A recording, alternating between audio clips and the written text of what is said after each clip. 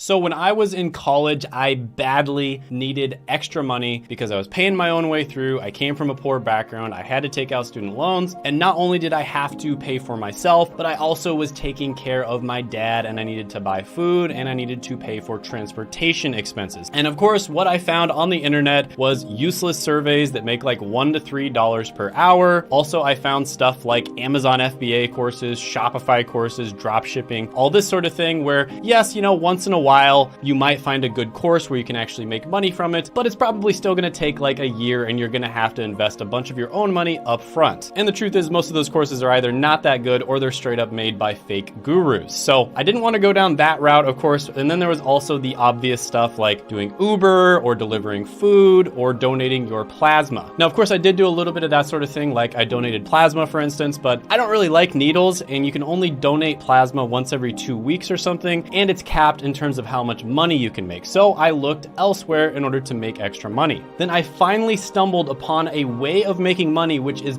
perfect for college students, and I was able to make over $100 per hour. And surprisingly, this method is especially good for college students. You actually have an advantage if you're in college, and I'll reveal exactly how that works in just a moment. And yes, this is something that anyone can do, but I actually don't recommend doing it the exact same way I did. And again, I'll explain exactly why that is. But let's go ahead and start with the first one on the list, which is genealogy. And by the way, I'm going to be ranking all of these with a student money score from 1 to 10, with 10 being the best. And I'm going to be talking about really important factors like how much money you can make, how easily you can get into it, how long it takes to get into it. So basically like the barrier to entry, as well as what value the skills that you learn are going to give you later on in life. So about 5 years ago, I went to a family gathering, and one of my uncles was deeply studying sort of like the family history. And this was something that was really interesting to me because I honestly didn't know that much about my family history. So for instance, my last name is Hummuson. It's actually not Hummus, believe it or not.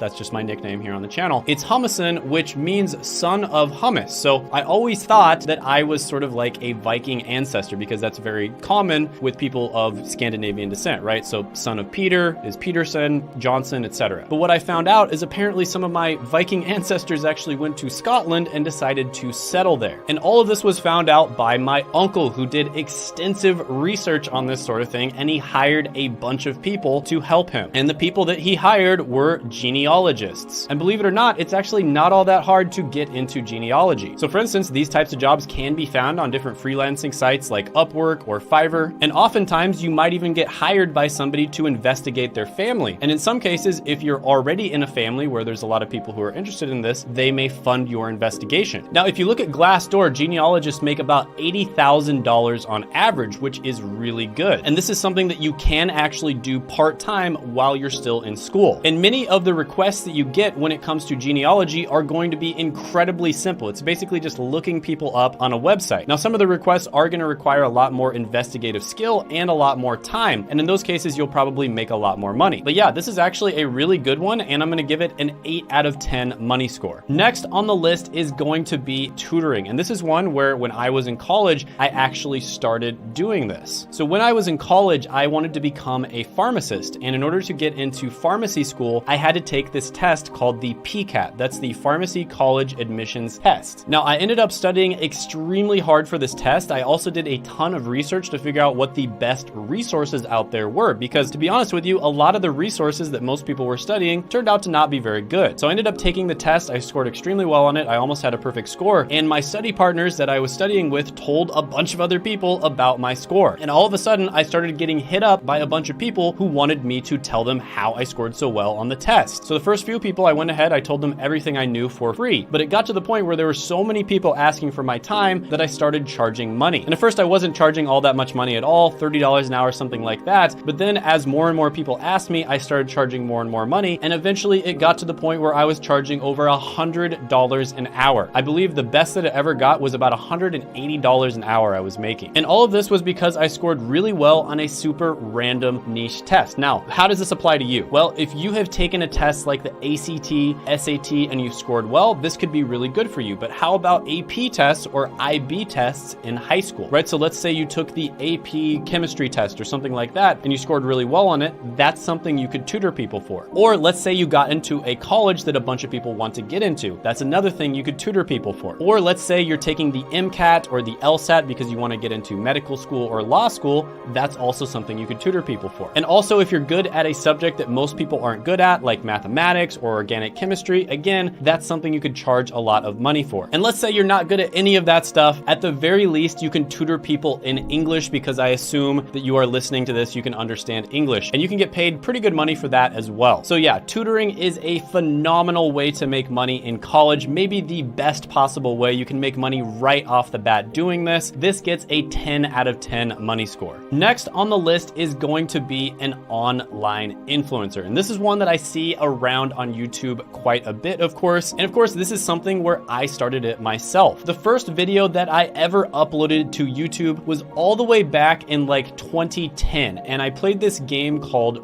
RuneScape. Now, a lot of people might know RuneScape. I was really into it for many years. I probably wasted a lot of time on it, but there's also a lot of good memories I had there. But yeah, I would PK people on RuneScape, which is basically where you fight other people. And then I would upload those videos to YouTube. Now, I never planned on becoming like a famous YouTuber or anything like that. I basically just did it for fun and to be able to show my friends some of my best PKs. And I didn't start making any real money on YouTube until about 2020, right? So this is something that I did for a hobby. I also watched like thousands of hours of YouTube, and then eventually I started doing it myself and I ended up making money from it. Now, one thing that I will say is there has never been an easier time to become an online influencer. It is much easier now than it was 5 years ago, for instance. And there's also never been an easier time to actually make money as an online influencer. Most of the time, in like 2015, for instance, people who uploaded videos, even the ones who were extremely popular, were not making enough money to actually quit their job and do it full time. But now it's actually quite easy for you to do this comparatively. But with that being said, this is not something that you can do very easily. But there are going to be some people watching this video that are in a position where they would be able to grow relatively fast. And let me tell you who those types of people would be. So I've seen a lot of people who, for instance, go to Ivy League universities, leverage the fact that they got into an Ivy League university to grow their channels extremely quickly. So for instance, let's say you're watching this and you're going to Yale, Harvard, Princeton, etc. You can go out and interview people from Harvard and upload those videos on YouTube, do some pretty good editing, and there's a very good chance your video is going to get a lot of views. Another thing you can do is talk about how you were able to get into an Ivy League or prestigious university. You can also do like a day in the life of a Harvard student or something along those lines. Same thing goes if you're a medical student or a law student at a prestigious university. And same thing goes if you're watching this and you're like a doctor or something like that. It's actually extremely easy for you to grow a channel if you do it in the right niche and you're in the right situation. But yeah, I have to be honest with you, this is one where you're probably not going to be able to make money right away. So for that reason, I'll give this one a 6 out of 10 money score. One where you can make money right away though is content writing, and that's the next one on the list. Now, one thing I want to say about content writing is, in my opinion, all good content online, whether it's video, podcast, audio, etc., comes from good content writing. That's right. I hate to burst your bubble. I hate to tell you that Santa's not real, but most of the videos that you watch online are relatively planned out. You know, I have a script right here for this video, for instance. Mr. Beast probably scripts like 99% of the stuff that happens in his videos. And in order to do that, you have to have a team of content writers. Now, it's very difficult to find people that are able to write scripts for YouTube videos because it's such a niche skill. It's different than any other type of writing, and there's some specific things you need to know in order to be successful with it. But it's not just YouTube. You can write blog posts, articles, you can write for a newsletter, for instance. There's all kinds of other ways that you can do content writing. Now, there are a ton of testimonials from people who make full-time living from content writing on Reddit. I'll have some of them pop up on the screen. You can pause the video if you want to check them out. But this one is great because you can make money pretty much right away. You can do it in a job, like work for a website. You can do it as a freelancer. And then down the line, once you learn these skills, this is going to help you start a successful online content business. So this one, I'm going to give a 9 out of 10 money score. Next, let's talk about graphic design. And the story I have for this one is a few months ago, I met a big YouTuber and I was picking his brain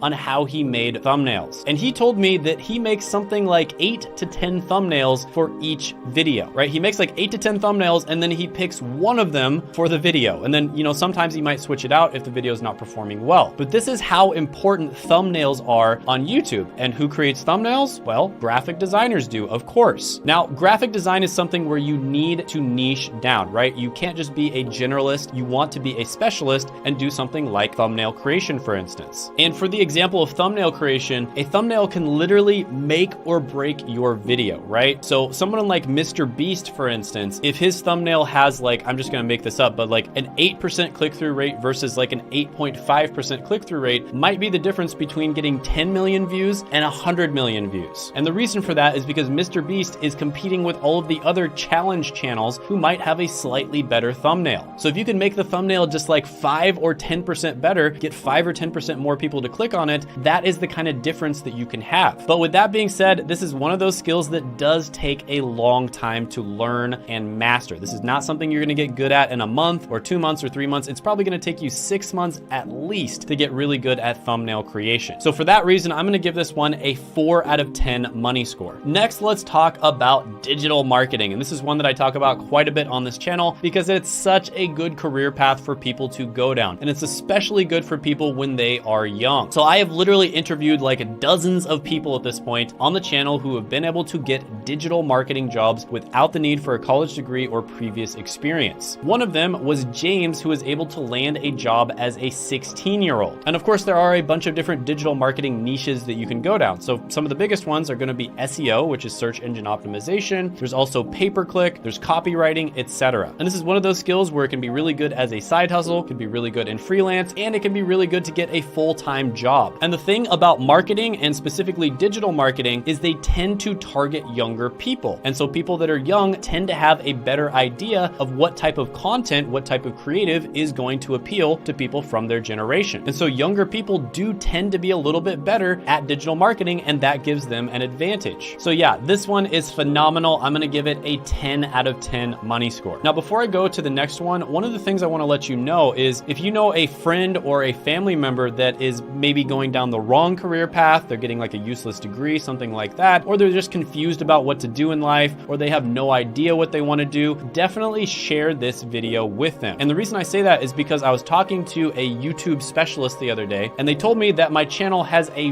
weirdly large amount of people who share my videos in places like WhatsApp or Facebook Messenger. And I think that's really cool because this is kind of like a grassroots movement. People see videos like this, they see that they're super valuable, I'm actually giving you really good career advice, and they share it with other people. And if you did get this video sent to you by somebody else, go ahead and comment down below and let me know. The next one on the list is going to be an IT help desk specialist. And this is another one where you can get into it extremely quickly. I just did a few interviews on my channel where someone was able to get into it in 14 days and 10 days. And the guy who was able to land this job in 14 days did it without using a computer. That's right. He actually got the job with just an iPad. And one thing I've talked about on this channel quite a bit is the technology industry is probably the best industry that you can possibly work in. I mean, the pay is great, the job satisfaction is great, you can get a remote job easily, the work-life balance is great. I mean, just everything is amazing in the tech industry. And this is probably the easiest way that you can get your foot in the door with your first entry-level job. And then from here, you can move on to all kinds of other jobs. You could move up in IT, you could go to cybersecurity and then software development, and then you could get into tech sales, all kinds of different options. Once you've got your foot in the door in the tech industry, it's very easy for you to move around to other positions. So yeah, IT help desk specialist, awesome career to get into. There are many people who actually do this while they're still in college, and a lot of them end up just going ahead and quitting college because this is just a better option. So I'm gonna give this one a 10 out of 10 money score. Next, let's talk about video editing. And this is a super valuable skill, but I'm gonna preface this by saying that you need to be really good at whatever video editing that you do. So for instance, if you are a specialist and you only edit YouTube videos, you really need to be good, because the truth is, if you're in the United States of America or Britain or Canada watching this, there are many people in other countries that have lower cost of living that are also really good at video editing, right? So business owners out there, are they gonna hire somebody for like, $3 an hour who's really good at video editing, or $30 an hour who's really good at video editing? I mean, which one do you think makes more sense? So if you wanna be competitive, you really need to niche down. Just being a YouTube video editor is not enough. You want to also be what's known as a retention editor. That's somebody who is really good at increasing the retention of a YouTube video. And if you wanna go even further, what I recommend doing is niching down into a particular niche on YouTube. So for instance, you could edit videos for the personal finance niche. Every single niche sort of has their own meta or feel to it. Like there's certain niches where comedy is a good thing, like all the different channels kind of do comedy. There's certain niches where you don't really need to add comedy. So learning the nuances of each of these niches are going to make you more valuable as a video editor. And you could also probably start off on TikTok or Instagram, something like that, doing the more short form stuff. But with that being said, to get really good at this is going to take a ton of practice. This is not something you can do super fast. So for that reason, I'm gonna give this one a 7 out of 10 money score. Next one on the list is going to be web design, also known as UX or UI design. So this is exactly what it sounds like. You're basically going to be designing what a website looks like or what some sort of software product looks like. Now this one is relatively easy to get into. You do not need a college degree to get into web design, but with that being said, it's not going to be super quick. One really good way to sort of dip your toe into this and start your portfolio would be to take one of the Google professional certificates. They're like $39 per month. I talk about them in other videos, and they're a great way for you to kind of put your,